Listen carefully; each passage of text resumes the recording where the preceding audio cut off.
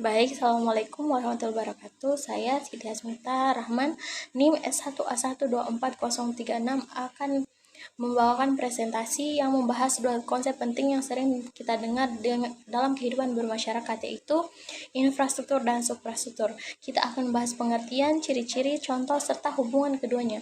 Saya akan mencoba menjelaskan ini dengan cara yang mudah dipahami dan relevan dengan kehidupan kita sehari-hari. Yang pertama yaitu apa itu infrastruktur. Infrastruktur adalah semua fasilitas fisik atau material yang menjadi dasar atau fondasi untuk mendukung kehidupan masyarakat. Infrastruktur ini bisa kita lihat di sekitar kita dalam bentuk sarana dan prasarana. Ciri-ciri infrastruktur yang pertama berwujud fisik. Infrastruktur bersifat nyata, bisa dilihat dan disentuh seperti jalan, jembatan, dan gedung. Yang kedua, mendukung aktivitas masyarakat. Fungsinya adalah memudahkan transportasi, komunikasi, pendidikan, dan ekonomi. Yang ketiga, bersifat jangka panjang. Pembangunan infrastruktur membutuhkan waktu dan biaya besar, tetapi manfaatnya bisa dirasakan dalam jangka panjang.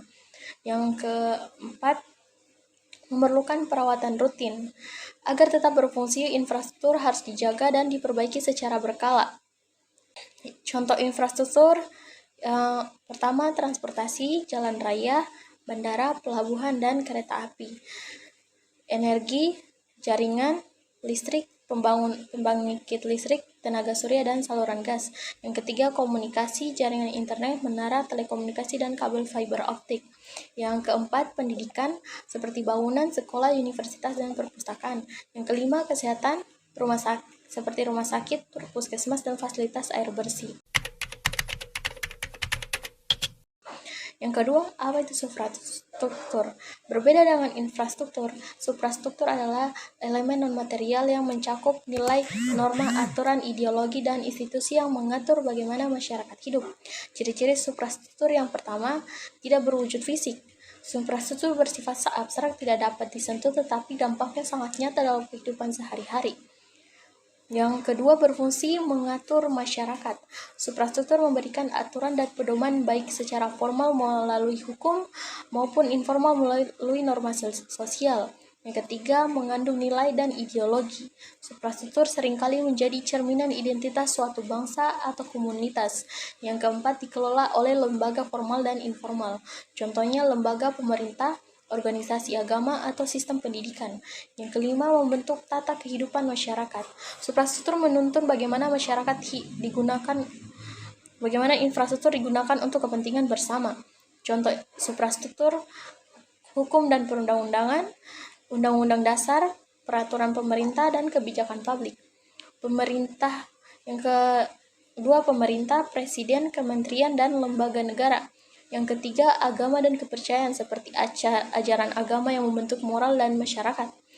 Budaya dan tradisional, nilai-nilai budaya yang mengatur perilaku sosial. Yang keempat, sistem pendidikan, kurikulum, metode pengajaran, dan nilai-nilai yang diajarkan di sekolah. Yang ketiga, hubungan infrastruktur dan suprastruktur. Infrastruktur dan suprastruktur tidak bisa dipisahkan karena keduanya saling mendukung. Berikut adalah hubungan antara keduanya.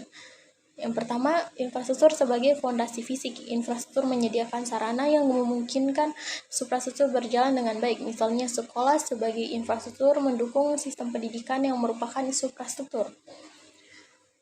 Yang kedua, suprastruktur sebagai pengatur. Suprastruktur menentukan bagaimana infrastruktur digunakan dan dikembangkan. Misalnya, kebijakan pemerintah memutuskan alokasi anggaran untuk pembangunan jalan atau fasilitas kesehatan. Yang ketiga, pengaruh timbal balik. Infrastruktur yang baik dapat meningkatkan kualitas suprastruktur. Sebaliknya, suprastruktur yang kuat dapat memastikan infrastruktur digunakan secara efisien dan berkelanjutan.